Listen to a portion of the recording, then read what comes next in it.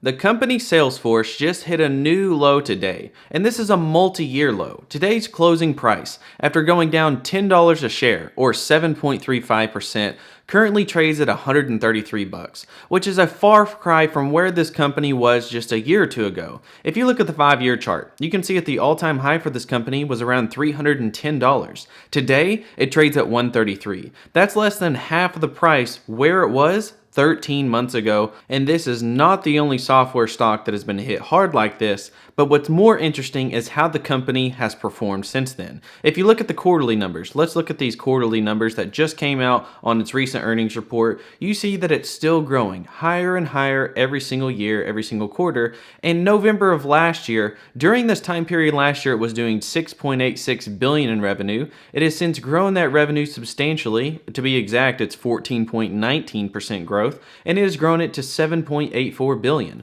Profitability has been growing alongside as well, and that's what we're going to talk about in this video. We're going to talk about everything Salesforce. We're going to talk about the reported numbers they put up in a GAAP and non-GAAP basis. We're going to talk about the guidance that they just put up for next quarter, which ends the fiscal year 2023 for Salesforce. We're going to talk about each segment of the business, because this is not really one company. This is more like a company that owns multiple SaaS businesses, software as a service companies, and it's split into 5 main categories, which is sales, service, platform and other, marketing and commerce, and data, and that has mostly come from its mergers and acquisitions opportunity, and each segment is growing. We're going to talk about how constant currency could have reported much better numbers for this company, but they have FX, which is foreign exchange headwinds, that really disrupted this company's growth, and we're going to talk about that in this video. Finally, we're going to talk about profitability and the outlook moving forward, and the direct comments from the CEO, and how I think this relates to this company's portfolio of customers,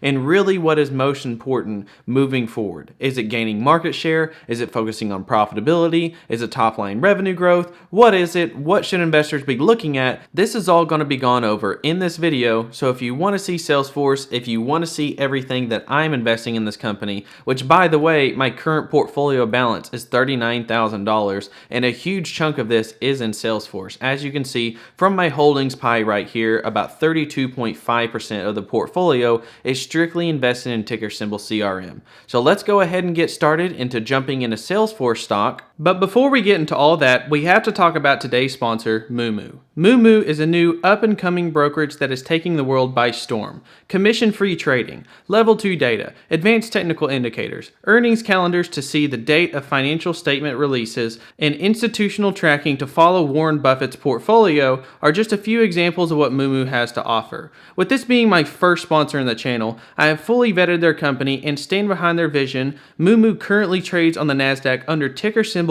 FUTU for FUTU and is SIPC insured. If you sign up today using my special referral link, then you can receive $10 plus an additional 15 free stocks pending certain deposit requirements. Free stock amounts can be as high as $1,000, so sign up now using the link in the description or pinned comment down below. You would help support me and my channel by doing so and give yourself an edge in the world of investing. Thank you so much, MooMoo, for sponsoring this video. Now back to the content. Welcome back, and let's go ahead and get started with some of the top line bullet point numbers for the most recent quarter, and they weren't that bad in my opinion. Now, you can see here that the revenue growth was $7.84 billion, which was a 14% growth rate year over year. The remaining performance obligation, which if you don't know what that is essentially long and short-term contracts for what the company is contractually obligated to be paid out to them. So for example, I invest in Amazon. You see I have a chart here that I keep up with, and the blue represents AWS revenue, which is AWS stands for Amazon Web Services. Now the red is AWS backlog. What this means is this is contracts that are over a year long that Amazon is projected to be paid out over the next few years. Right now it sits at $104.3 billion. Now Salesforce has a similar metric that they look at, which they call RPO, which is remaining performance obligation, which currently sits at $40 billion, which is pretty incredible considering that they're a fraction of AWS's size, and this currently is growing at a rate of 10% year over year. Their operating margin on a GAAP basis I don't look at. I look at the non-GAAP, which we'll be talking about in a second. And then the earnings per share came at 21 cents. Once again, because this is a GAAP basis, I don't really focus on that. The cash flows are important for me. This company does report cash flows on a very odd basis where they really only recognize cash flows twice a year rather than 4 times. It's kind of different. But the main thing I want to talk about later on in the video is this non-GAAP operating margin, which is 22.7%, which far exceeds my expectations. That represents a 2.9% increase year over year. Last year during this time period, they literally did under 20% operating margin, and this year they put up almost 23%, which is incredible. They're still projecting quarter over quarter or sequential growth, which means if you look at the revenue chart here and you look at what they put up this quarter, it grows like clockwork. This is what's so great about software as a service companies. You can look at some companies that have very choppy revenue growth. And now this is not a knock at Apple. I absolutely love the business. It's the largest company in the world for a reason, so this is not a knock at Apple. But one thing I hate is how choppy the revenue is. Some quarters during the fourth quarter are really big, and then it comes down, and you try to project quarter over quarter how much the company's actually growing. When you look at Salesforce, when you look at CRM, it's about as beautiful as a quarterly revenue chart as you can get. I mean, this sucker just goes straight up and to the right, hitting a new record revenue every single quarter because it's a subscription-based business. And I think that they're going to continually have not only sequential quarterly, but especially annual revenue growth, likely for decades on out. Now notice that this quarter came in at a number of 7.84 billion. Next quarter is projected to come in right around 8 billion. So this means that the company's going to grow revenue just over the next quarter 2.5%. And if you look at that on an annual basis, that's going to be around a 9% revenue growth. They're going to face 250 million roughly in foreign exchange headwinds, which means the currency, as in the United States dollar, has gone up while many of the other foreign currencies have gone down. So they will be facing headwinds there, like they have throughout all year, facing almost $1 billion in currency headwinds. Now notice here, let's zoom in. You see that the revenue growth is projected to be 8 to 10%, depending on where they come out with the last quarter. But the foreign exchange headwinds is a huge part of this. If FX was not an issue, the company would still be growing 17%, which is great. Now, I'm not going to talk about each one of these numbers. If you want to look at this, you can pause the video right now. But basically, just take a glance and look at each segment. Look at each category for Salesforce, and you see a pretty apparent picture, okay? If you look at when the company first started reporting these different types of segments, in the quarter one of fiscal year 2021, sales, their biggest segment, was doing 1.24 billion. Today, it's doing 1.7. If you look at the same thing for service, it was doing 1.25. Now it's doing 1.85. You see the point. Whether you're looking at sales, service, platform, marketing, commerce, data, regardless of what sector you're looking at, you can see that generally over time it's growing, and that obviously shows up here in the revenue growth quarterly charts. Now you can see that once again, going back to the constant currency, this is just showing how each one of these segments would have grown if all the revenue would have been coming strictly from the United States. So for example, sales grew 12%, it would have grown 17% if the currency didn't change. 12% for service, it would have been 16%.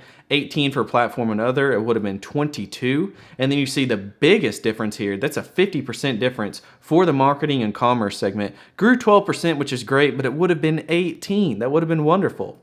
13% year over year for data, and it would have been 16% if it wasn't for the FX headwinds. If you stop looking at it by segment, by each category, and you actually look at it on a geographical basis, you can see that revenue growth in the US was 16%, which is pretty solid in my opinion. But when you look at the EMEA and the APAC region, which is basically saying like Russia, Europe, and then the other segment being like Australia, New Zealand, India, these type of areas are really facing major headwinds. You can see that 10% growth for the EMEA segment would have been 23%. That's over double. That is insane. Same thing can be said for this other segment, growing at 14 would have been 30%.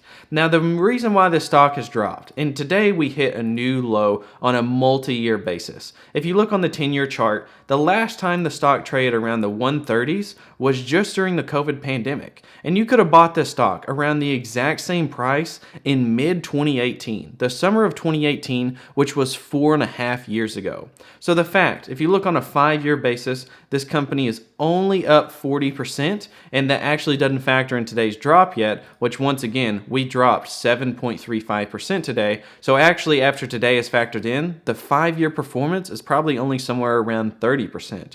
And the reason is the company is currently facing some major management headwinds. Their co-CEO did just leave the business, and they're now having their Slack CEO leaving the business as well. Now let's go back to these categories. You see this bottom one here that says data. This is a big part of the company's new growth strategy, which is from the acquisition of Slack, and the Slack CEO just announced today that he's walking out the door at the beginning of 2023. So not good for Salesforce. However, I will say that Mark Benioff, which is what we're going to read right here, the CEO and the founder of the business back in 1999, has been leading this company since its founding, and this is some of the comments he said. Now keep in mind, when I read this is a very important part of owning Salesforce. If you didn't look at any of the numbers and you didn't pay attention to anything I just said, the reason why people are scared is they're scared that this beautiful long-term growth of sequential quarter after quarter growth is going to come to an end. I'm going to talk about why I don't think that's going to happen, and even though I think that the short-term headwinds does not speak any volume compared to where the long-term annual growth is going to be for this company.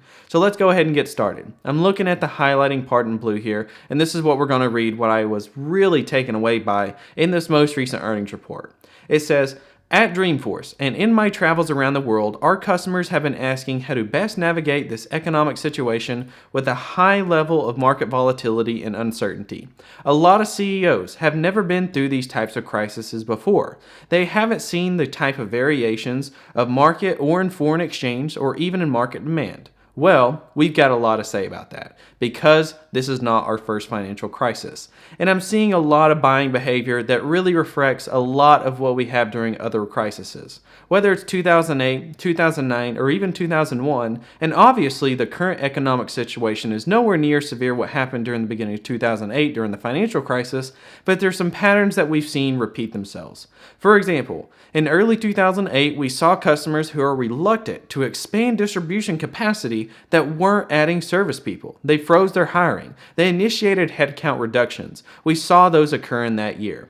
We saw that in 2011 as well. I think that maybe when things start to get a little tough or when stock market shifts, that's when CEOs say, hold on, we should be expanding distribution capacity right now? Should we be expanding service capacity? What do we stop? Let's stop our advertising. Let's stop our marketing spend. Things that they can immediately take actions on. And this is very true. One of the first things that people cut back on is advertising, and that can definitely be seen. And we can prove that because we can look at companies like Google who have lower free cash flow this year than they do last year because advertisers are not paying top dollar like they used to.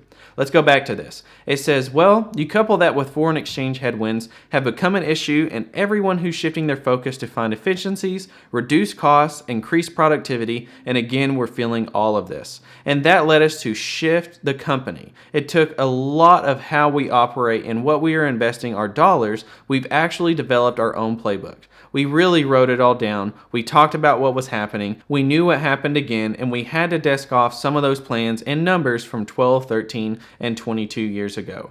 And last but not least, this last paragraph I want to read says we've turned that playbook into gaining market share, focusing on operational discipline, operational excellence, especially in the face of economic headwinds. And as the economy has started to recover, whether it's 2010 or even 2002, we were able to radically accelerate our growth. I have to tell you, when we went back as a team and looked at the numbers, even I was really shocked to see how things have kind of gotten changed on some of the decisions that we made, but then how all of a sudden we were able to navigate so well and use that as an opportunity to adjust the company and all. In a number of really critical and strategic areas, now I've always believed that since this point especially, that an economic crisis creates these opportunities, and we're squarely in that moment, and we've acted. Notice how the company starts talking about operational performance, how the company is getting more efficient and focusing on its new playbook. One of the things it's really focused on is profitability. Notice here, 22.7% non-GAAP operating margin. Now if we go here and we look at last year's long-term operating margin, last year they put up 18.7% last year in fiscal year 2022. Now keep in mind, 18.7 is great. This most recent quarter, they just put up almost 23%. That's almost 5% higher compared to where they were last year. That's a big jump year over year. And notice how the free cash flow long term for this company has been growing. And now that margins are starting to skyrocket, I'm really excited to see where the free cash flow will come in. Based on the projections they have this year at 20.7% estimated, that means that the free cash flow would end up somewhere around 6.4 to 6.5 billion, which is a far cry from what they did last year at 5.28. If they were to put up 6.4, if you divide that by 5.28, that represents 21% profitability growth year over year. And keep in mind, the stock is at a multi-year low. The company's thriving. They're starting to buy back shares. The cash pile is going up over time. Notice that if you look at the cash pile versus the debt, you can see the debt pile did go up during that big acquisition when they bought out Slack, but it started to trickle down. But what has the cash pile done? It's trickled up higher and higher, more like shot up higher and higher to tens of billions of dollars now, and this company has a lot of leverage. It's one that I'm not only not selling out of at these all-time lows, it's one that I'm going to be buying more of. Don't be surprised if I increase my position of Salesforce, because in my opinion, the stock is just too dang attractive not to be buying at these prices. So it's one that I like, one that I'll hold on to. But other than that, guys, thank you so much for watching. Check out all the stuff down below in the description. Get signed up with MooMoo for all those free stocks. But I'll catch you guys next time.